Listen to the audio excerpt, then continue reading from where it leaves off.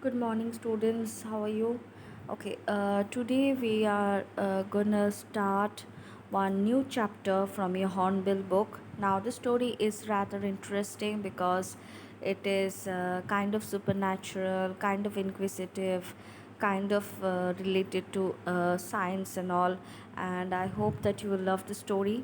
Before we start the story, I'm going to give you one small story myself. I'm going to say one small story myself, and this story is extremely relevant to this chapter because if you don't know who is Tutankhamen, you will not be able to understand this story as well. Because Tutankhamun's life, his state, whatever happened after his death, the curse that is said to be casted by Tutankhamun before he died, and how his tomb was excavated, what were the process that went through, and how the Egyptologists, archaeologists, or the scientists, if you can say, they fought for many years, they struggled for many years to excavate this tomb of Tutankhamun, and they had struggled for many years to know the reason behind his death, his untimely death, and the reason behind whether his curse really exists or not. So, before we start this chapter, I am going to give you a small story myself. This chapter is known as Discovering Tut. The saga continues by A.R. Williams. Okay, now first I'll tell you the story of Tutankhamen. Now, this, as you see on the right hand side of the slide, this is Tutankhamen. This is Tutankhamen. Now, Tutankhamen's real picture you cannot get anywhere because his real picture was not available to any of the scientists or archaeologists or Egyptologists, whatever you refer to. But the tomb that was discovered from his burial site hold this gold gilded mask that came to represent Tutankhamen himself. So this extract I have taken from Wikipedia. If you go to Wikipedia, we'll get all more details about it. But long story got short, I am going to give you one small introduction about King Tut or Tutankhamen, as he was commonly known as. And he was an ancient Egyptian pharaoh who was the last of his royal family to rule during the end of the 18th century, during the New Kingdom of Egyptian history. His father was the mummy found in Tomb KB55. Now we'll be very amused to see that his father's name is not mentioned anywhere, but his mummy is numbered something like this. Yes, because there are thousands of mummies that had been discovered, and people are still discovering mummies today, and there are endless number of mummies are there underneath the earth. That is why the Egyptologists, they have come up into this formula of numbering the mummies. In that way they can relate one mummy to another. So the mummy that was excavated out in 6 K455 tomb was actually believed to be Akhenaten, or actually believed to be Tutankhamun's father. Tutankhamun is believed to be the pharaoh Akhenaten. His mother is his father's sister, identified through DNA testing as an unknown mummy referred to as the younger lady, who was found in KV35. Tutankhamun took the throne at 8 or 9 years of age under the unprecedented viziership of his eventual successor A, to whom he may have been related. He married his half sister Aksunamun. During their marriage, they lost two daughters, one at 5 or 6 months of pregnancy, and other shortly after birth at full term. So, Tutankhamen got married with Aksunamun, who was also the half sister of Tutankhamen, and they conceived child together. But their first child died during the second trimester, and their last child also died soon after birth. So Tutankhamen was rendered childless, literally. His names Tutankhaten and Tutankhamun are thought to mean living image of Aten and living image of Amun. Now, as we go deep into the story, discovering to the saga continue, we will learn about this, this age-old controversy of the Egyptian pharaohs. One part of their clan used to worship Aten, and another part of their clan used to worship Amun. Both Aten and Amun are the deities of the Egyptian pharaohs, and Tutankhamen actually named himself after Amun, and which means the living image of Amun. Now we come across a very important person. This person is also named in the story, and to be very clear, students, this person actually existed in real life. He is not an imaginary or fictional character, and his name is Howard Carter, and he was the person who was responsible for excavating Tutankhamun's tomb, and he was funded by a person named Lord Carnarvon. Lord Carnarvon received worldwide press coverage with over 5,000 artifacts. He sparked a new public interest in ancient Egypt, for which Tutankhamun's mask, now in the Egyptian Museum, the face that you see over here is nothing but Tutankhamun's mask, and it's still in the Egyptian Museum. It remains a popular symbol. This is symbolic of Tutankhamun because no other pictures could be unearthed, no other pictures could be gathered from any sources. That's why this is symbolic of Tutankhamun himself. He has, since the discovery of his intact tomb, been referred to colloquially as King Tut. There are no surviving records of the circumstances of Tutankhamun's death. It has been the subject of considerable debate and major studies. Now, as I told you already before starting this introduction, that Tutankhamun's death had been a major matter of debate for centuries. People are still debating on the matter. Still today, Egyptologists or the archaeologists, they are at awe about this. They cannot point their finger properly into any sort of definition. How did Tutankhamun die at a very young age? Whether he committed suicide, or he was murdered, or he died due to some sort of illness. Till today, the archaeologists and the Egyptologists are, they are speechless about it. They are clueless about it, though they have come out with a lot of theories, but all the theories stand cancelled at one point of time. Now, also something that is extremely close to Tutankhamun, extremely relatable to Tutankhamun, was the curse of the Pharaoh. Now, it is said that Tutankhamun, before he died, had casted a curse on his tomb, and he said that may it be a thief or a scientist, whoever tries to disturb him in his eternal sleep will be inflicted with bad health, illness, and even death. Now, there had been a long drawn controversy about whether this curse exists or not, because several incidents took place right after the excavation of Tutankhamun's tomb by Howard Carter that pointed its arrow rather, to this curse existing till today, because a lot of people that were engaged with Howard Carter, a lot of people were engaged in this excavation, a lot of people who had visited that time had died subsequently following this excavation of Tutankhamun's tomb.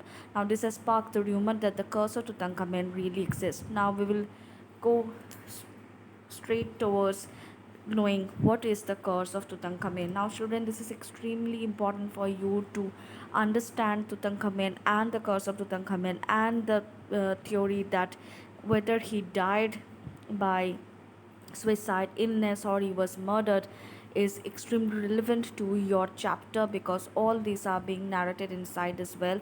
And the excavation of Tutankhamun is the major theme of the story discovering to the saga continue. So let's not make any further delay, and let's proceed into the curse of Tutankhamun.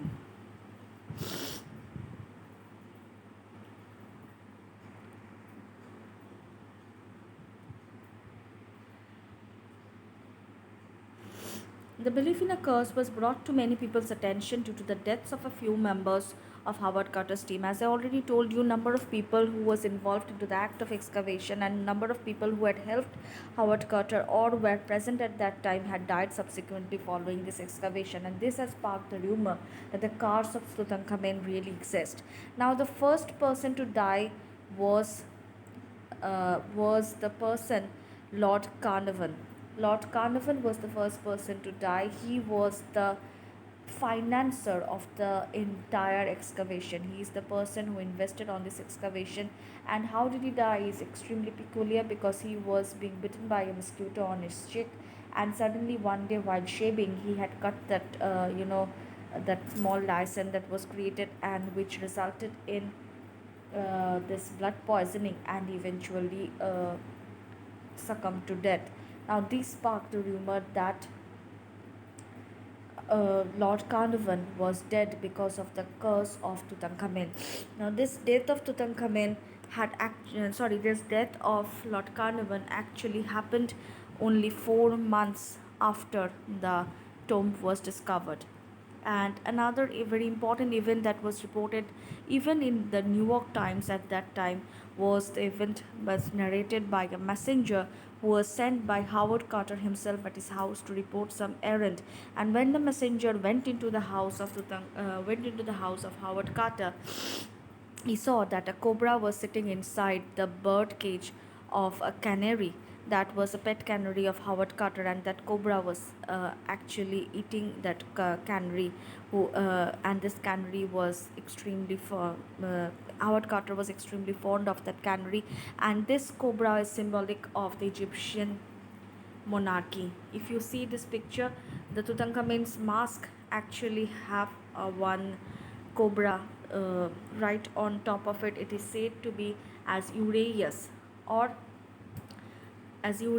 the protector goddess Wadjet atop the mask of Tutankhamun, and this is said to protect Tutankhamun, and whoever is going to disturb Tutankhamun at his eternal sleep will be faced by this cobra. So when this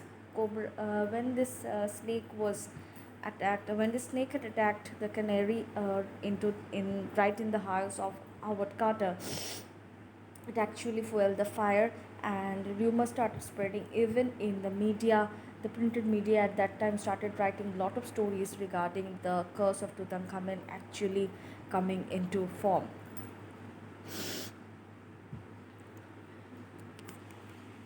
Now the thing is that Howard Carter himself was extremely skeptical. He was a very strong-minded person. He did not believe in all this nonsense, and he said that it's just Tommy rot. And he said that all kind of sentiments does not hold any place in the mind of an Egyptologist, because he needed to be fearless, and he is taught to be fearless, is taught to respect every historical object, and this is something that a fool can only take into consideration. But in May 1926, he reported that he had seen a kind of a jackal that is symbolic to that of the Anubis. Over here, I have given you a picture of Anubis. Anubis is said to be the protector of the dead or the guardian of the dead, and this Anubis statue is also present inside Tutankhamun's room, and it's said to guard Tutankhamun. Now, these are all according to Howard Carter, this is all just a mere coincidence, and it have nothing to do with any supernatural cause. Now, there were a lot of deaths that actually attributed to Tutankhamun's curse. As we came across, the first death was George Herbert, or the fifth Earl of Carnarvon, or Lord Carnarvon, as we read last time, and he was the financial backer of the excavation who was present at the tomb's opening. He died on 5th April 1923 after a bite became infected. He died 4 months and 7 days after the opening of the tomb. The second person to die was George J. Goldwan, a visitor to the tomb, died in the French Riviera on 16 May 1923 after he developed a fever following his visit. Then the third person to die was A.C. Mays, a member of Carter's excavation team, died in April 1928, having suffered from pleurisy and pneumonia in his final years. The fourth person to die was Captain the Honorable Richard Bethel, Carter's secretary. He died on 15 November 1929, and he died in a bed in the Mayfair Club, the victim of a suspected smothering. But coincidentally, Howard Carter lived for a very long time. Howard Carter opened the tomb on 16 February 1923 and died well over 16 years later on 2nd March 1939. However, there are some people too who still attribute his death to the curse. Now, this is the story regarding the introduction portion, regarding the entire chapter. The story of Tutankhamun I have already narrated, and the mysteries behind his death, and the curse of Tutankhamun is also something that I have discussed with you people. We'll quickly move on to another thing that you will see in this chapter coming towards you. This is the Valley of the Kings. You will go through the Valley of the phrase, the Valley of the Kings, right into the first paragraph of the chapter. Now, the Valley of the Kings is situated on the west bank of the Nile, opposite Thebes, or the modern Luxor River, within the heart of the Theban necropolis. The wadi consists of two valleys, the East Valley, where the majority of the royal tombs are situated, and the West Valley. Now, this Valley of the Kings are nothing but the crematorium ground of the ancient Egyptian pharaohs. This is situated on the west bank of the Nile, and it is on opposite of the river Thebes. With the 2005 discovery of a new chamber and the 2008 discovery of two further tomb entrances, the valley is known to contain 63 tombs and the chamber figures of the Egyptian New Kingdom, as well as number of privileged nobles. The royal tombs are decorated with scenes from Egyptian mythology and give clues as to the beliefs and funerary practices of the period. Almost all of the tombs seem to have been opened and robbed in antiquity, but they still give an idea of the opulence and power of the pharaohs. Okay, so these places are extremely adorned with beautiful motifs, and they actually speaks of the funerary practices of the ancient Egyptian pharaohs. You get to learn a lot of things if you go into this Valley of Kings. If you can ever go over there, and you'll see be able to find out the crematory rituals of the ancient Egyptian pharaohs. This place, the Valley of the Death, I've given you a picture over here on the left hand side. This is the crematorium ground of the ancient Egyptian pharaohs. This area has been a focus of archaeological and archaeological exploration since the end of the 18th century, and its tombs and burials continue to stimulate research and interest. As relevant to our story, since the 1920s, the valley had been famous for the discovery of the tomb of Tutankhamen. Now, why I have, give an explanation of this Valley of the Kings, because in this Valley of the Kings, Howard Carter had actually excavated Tutankhamun's tomb. Okay, so it's all enough with the introduction portion. We will quickly move on into the text. Discovering Tut, the saga continues. So we'll start with the text. He was just a teenager when he died, the last heir of a powerful family that had ruled Egypt and its empire for centuries.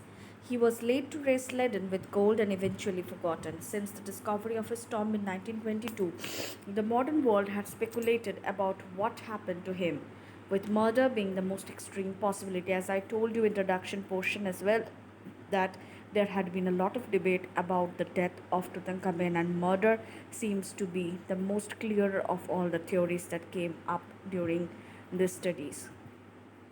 Now, leaving his tomb for the first time in almost 80 years, Tut has undergone a CT scan that offers new clues about his life and death and provides precise data for an accurate forensic reconstruction of the boyish pharaoh.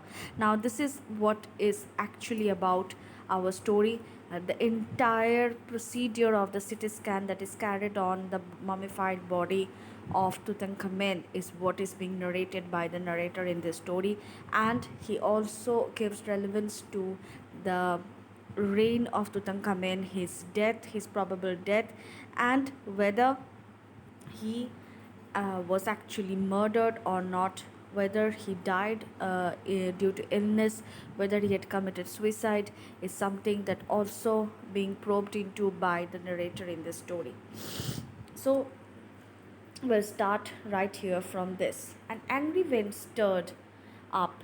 An angry wind stirred up dust devils as King Tut was taken from his resting place in the ancient Egyptian cemetery known as the Valley of Kings. Valley of Kings I've already discussed before.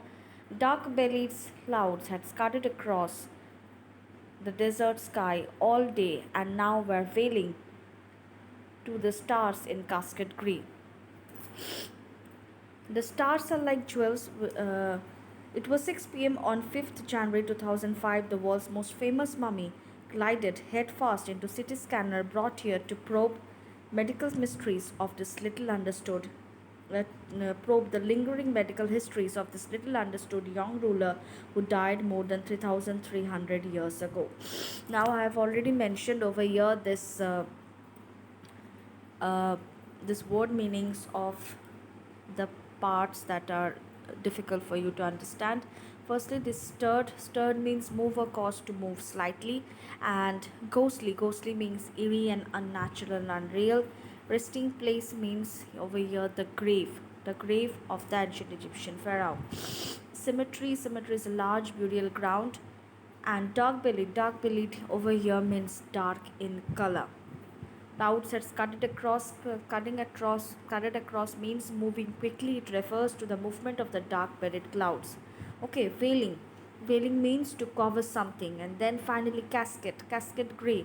It means that the gray clouds are were like a gray colored casket which contain the stars. Now casket is actually a box that contains jewelries. Okay, here the author has referred to casket gray means the sky is gray in color, and it seems like it is a casket gray in color which is containing the stars which are being symbolic of the jewels. The stars are like jewels which are kept in a casket. And then glided means continuous motion.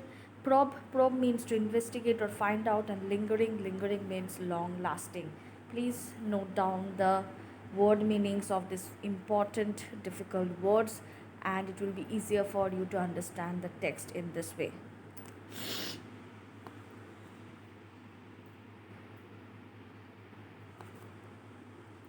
So, as we see here, that when the excavation started, an angry wind have moved up, had stirred up. An angry wind means a storm had started rising up, and it was extremely dusty all around. And at that very moment, King Tutankhamun's mummified body was taken out from the earth. It was unearthed, and it was leaving the cemetery from the Valley of Kings. At that very moment, dark clouds, it was extremely murky at that time.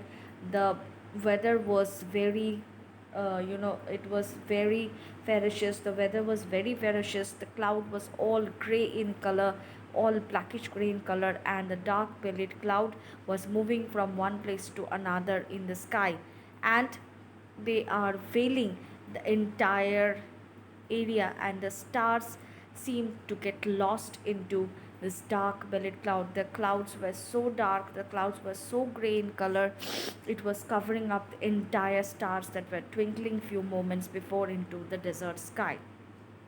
Okay, and it was around 6th p.m. on 5th January 2005. Now this date is extremely important, please underline it, because it was that very date when Tutankhamun's body was taken out after 80 years. After 80 years means after Howard Carter had excavated his body.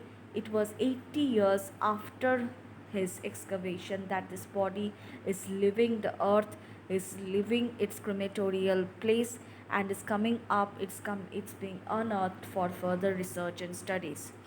The world's most famous mummy glided headfirst into a CT scanner brought here to probe into the lingering medical mysteries of this little understood young ruler who died more than 3,300 years ago. That means his mysteries of his death was to be solved by scientific technology right now, because it was the year 2005 and there had been a lot of advancement in medical science, and the scientists now are taking help of the modern CT scan machine to actually probe into the entire body of this young pharaoh who died at a very young age, and they are actually trying to find out the reason for his death at such an untime at such a reason for such an untimely death, and they are taking the help of this CT scan machine for the first time. All afternoon, the usual line of tourists from around the world had descended. Descended means moved or gathered into the cramped means very small to fit into. Rock cut means made in a rock by cutting it. Tombs some 26 feet underground to pay their respect. So all the afternoon people were all gathered into this very cramped and rock cut cave or rock cut tomb where Tutankhamun's body was lying, and they were over there paying their last respect. They gazed Gazed over here means to look in a surprise or in admiration at the murals. Murals are nothing but a painting or other artwork executed directly on the wall. You can see over here a small picture had been given over here. Right here, you see there are a lot of paintings done on the wall of Tutankhamun's burial spot, and these are the murals that the people over there, they were looking into it and they were actually praising these murals on the walls of the burial chamber and peered at Toots gilded. Over here, gilded means covered with thin sheet or coating of gold. As we go proceed into the story further, we will see that the entire coffin of Tutankhamun was made of pure gold. Now, when people, laymen who do not understand so much of history, so much of you know mm, probing into everything is not their task, but they were just over there enjoying the sight. They were being awed to look into this uh, beautiful tomb, beautiful coffin of Tutankhamen, and his face was gilded. He was gilded, with covered with thin sheet of coating or gold. The most striking feature of his mummy shaped outer coffin lid. So, the outer coffin lid of Tutankhamun's mummy was gilded with pure gold. Some visitors read from guidebooks in a whisper, while others stood silently, perhaps pondering. Pondering means thinking about something carefully. Tut's untimely death in his late teens, or wandering him with a shiver if the pharaoh's curse, death, or misfortune falling upon those who disturbed him was really true. So there were a lot of people who were talking about how Tutankhamun died such an untimely death. Few people were also talking about this curse of the pharaoh, is it real or not. So all these people, all these visitors, this travel, visitors over there who had come to see Tutankhamun's, come to visit Tutankhamun's coffin, were there throughout the evening. So the scientists could not get a chance to excavate it out of the earth at that point of time. The mummy is in a very bad condition because of what Carter did in the 1920s, said Zahi Hawass, Secretary General of Egypt's Supreme Council of Antiquities, as he leaned over the body for a long first look. Carter, Howard Carter. See, we come across Howard Carter's name over here, and Zahi Hawass, who is the Secretary General of Egypt's Supreme Council of Antiquities. This body in Egypt is responsible for, reserving the natural history and the history left off by the pharaohs, and they are over here uh, preserving this cultural aspects of Egypt. And their secretary Zahi Hawass, he said that the body of Tutankhamen is extremely in a bad condition after what Howard Carter had did to his body in the early 1920s.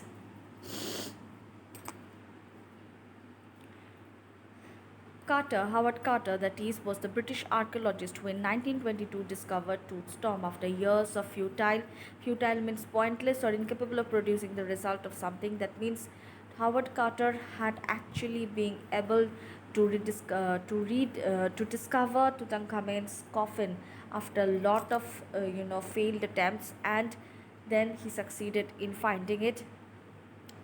It contains, though hastily ransacked in antiquity, were surprisingly complete. They remain the richest royal collections ever found, have become part of the pharaoh's legend. Stunning artifacts in gold, their eternal brilliance mean to guarantee resurrection. Resurrection means restoration to life. Caused a sensation at the time of the discovery and still get the most attention. So whatever artifacts that were unearthed along with the coffin of Tutankhamun was also matter of interest to general public as well as the archaeologists and historians, because they were symbolic of the phenomena of resurrection or afterlife that is extremely being believed by these Egyptian pharaohs. But Tut was also buried with everyday things he had want in the afterlife. Afterlife means life after death, which is based on the belief that the essential part of an individual's identity continued to the next life after the death of the physical body. Now, as we Hindus also believe that the Atma or the soul doesn't is indestructible, and it cannot be destroyed even when our mortal body is being burnt or cremated, whatever it is, and then our atma lives forever. This is a kind of a theory that is believed by us Hindus, that we have an afterlife. The same is being believed by the Egyptians as well. They believe in the same phenomena of afterlife, and things that Tutankhamen will be needing in his afterlife was also given to him during his mummification, during his burial. And things like board games, a bronze razor, linen undergarments, cases of food and wine were discovered from within the chamber of his coffin.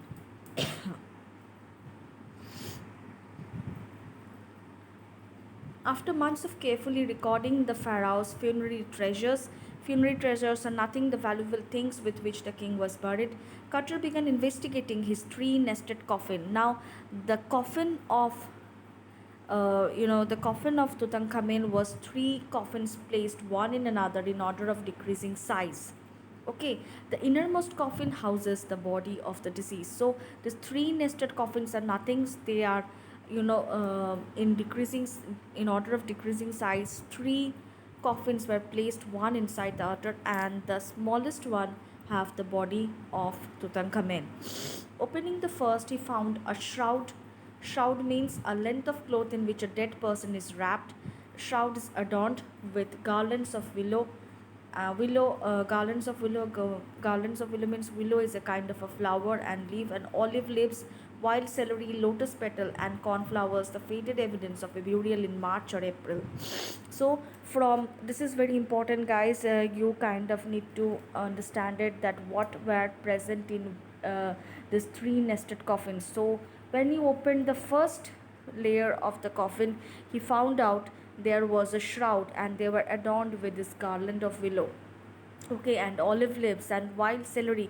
So lots of flowers and petals and leaves and fruits were over there, that were evidence that Tutankhamen died, and he was buried around the month of March or April. Okay, over here I've presented you one photograph. You can see one illustration of a body being mummified, how his body was being bandaged and embalmed with other herbal objects or other natural objects to preserve the body for thousands of years.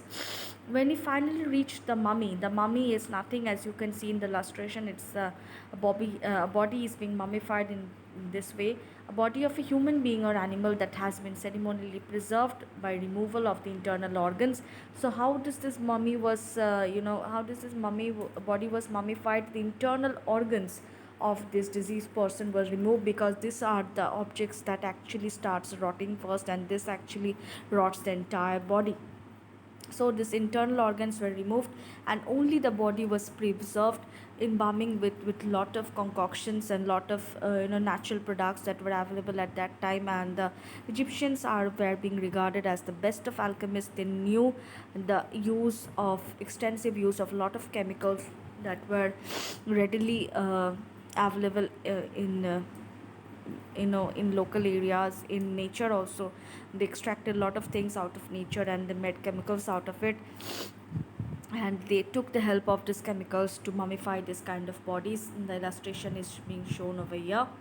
though he ran into trouble uh, though he ran into trouble, the ritual resins had hardened cementing tooth to the bottom of his solid gold coffin. Now, what is a resin? A resin is a sticky, inflammable substance that is insoluble in water. Okay, now this entire body was embalmed in resin. It's a kind of a sticky thing that is insoluble in water, and it's extremely strong when it's extremely, strong when it gets solidified. So this body of Tutankhamen was being embalmed with resin, and this resin has been solidified into a hardest form of it after his body was excavated after so many years. No amount of legitimate force could move them. Carter wrote later what was to be done. Okay, so Howard Carter, when he excavated the body of Tutankhamen, he fell into trouble. Why? Because the body of Tutankhamen had somehow got stuck into the beneath of this coffin, the third nested coffin, And why? Because the resins in his body had solidified to such an extent no amount of legitimate force can take the body out of Tutankhamun's coffin. Here I've also provided one picture of Howard Carter. If you see, this gentleman right over here is Howard Carter. We will end right over here.